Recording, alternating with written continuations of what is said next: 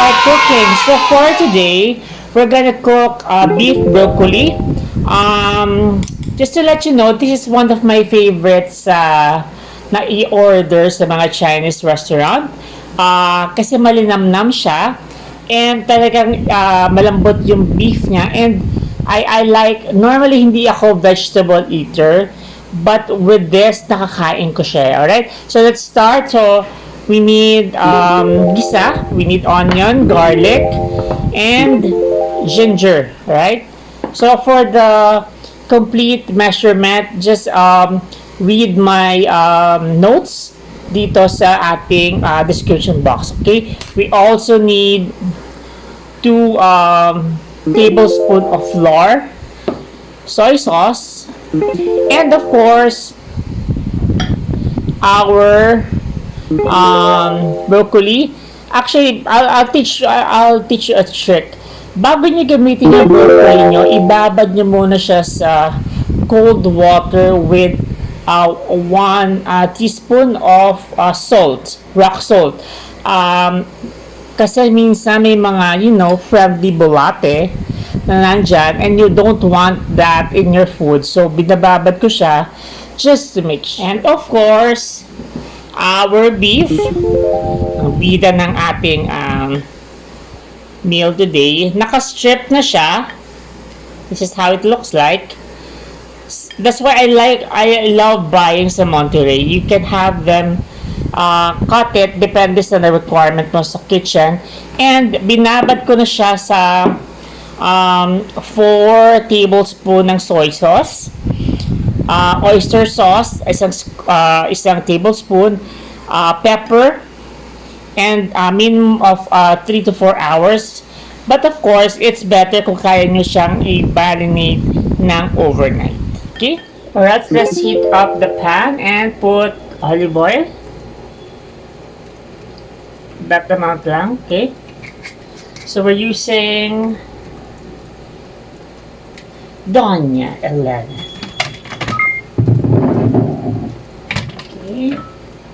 And swirl it. Make sure that all the area of the pan has oil.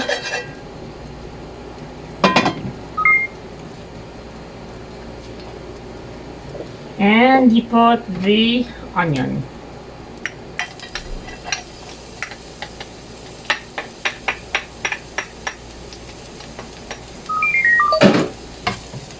Paspat nyo lang siya until it becomes a bit translucent. We're using red onion for today. Okay. Minced onion to ha. Kasi normally ako, for garlic and onion, ayoko siyang nakikita sa food. I prefer na maliit siya and it gets lost sa sabaw. Okay, and we put the garlic.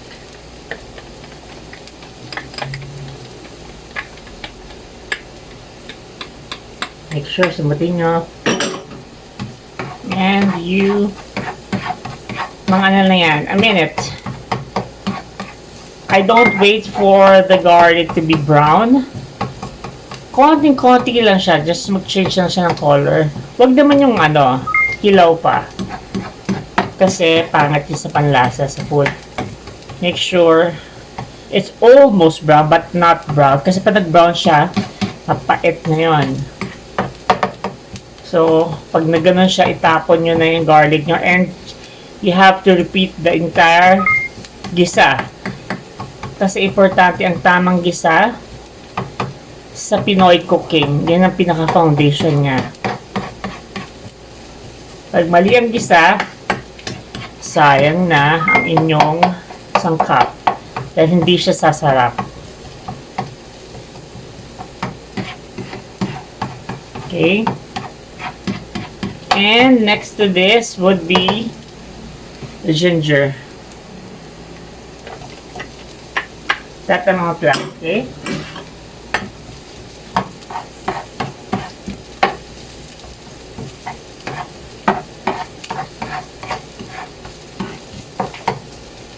The ginger, you have to make sure na naaamoy nyo siya.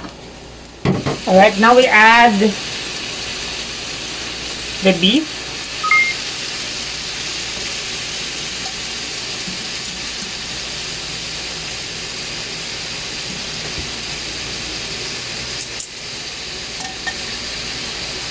And you just mix. Mix nyo siya until maging brown yung beef nyo. And make sure you separate the beef kasi medyo dikit-dikit yan kasi nakastrip nga siya. Okay? Alright, so after 5 minutes, ito na itsura niya. Very brown and almost ready for the next step. Okay? You just keep on boiling it until makuha niyo yung mga natural juices ng beef strips nga. Right, guys, normally guys, bago ko palambutin sa water yung beef ko, tinatanggal ko na yung ibang ginger because I don't want it to taste ng heavy ng ginger. I just want parang a touch of taste lang, konti lang. But, para ma-boil mo yan, sobrang ano yun eh. Sobrang malasa. Lalasa siya talaga sa sauce. So, enough lang yung kasama siya sa gisa. Then, we add 1 cup of water. And, stir again.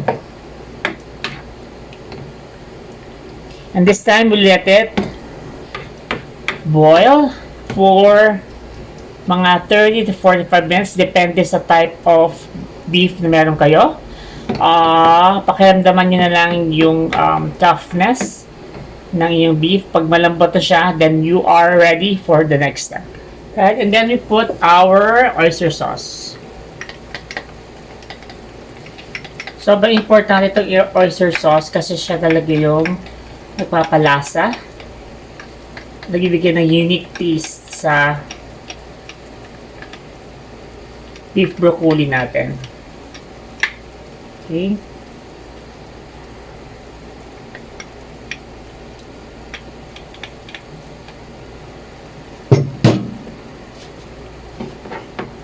Then you mix. Pag medyo kulang yung water nyo or your beef stock, just add. Okay. And we added the slurry. Slurry is flour mix lang sa warm water para maging thick yung sauce natin. Okay, and we add the broccoli para lumambot. Ang broccoli, medyo matagal siya. Yung matagal. So, around 2 minutes, 2 to 3 minutes para maluto. Right, this time, we add our broccoli na binabad natin sa cold water with a bit of salt. Okay.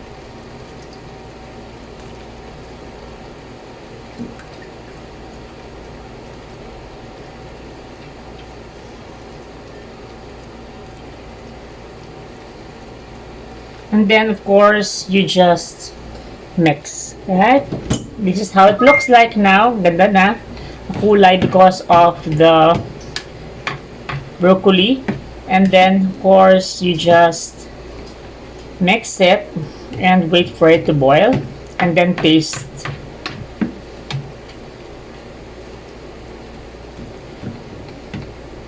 Normally, pepper and salt na lang ilalagay natin dito. If you want to adjust it, you can add pa rin oyster sauce. There. And it's cooked, guys. So we're gonna plate it now. And I'll show you the finished product. Alright, and this is how it looks like, guys. Ang yum. Okay. Titikman natin siya. And a bit. Tara guys, kain na tayo. So this is how it looks like. Okay, titikman natin siya. Saan tayo kukuha dito? Dito banda.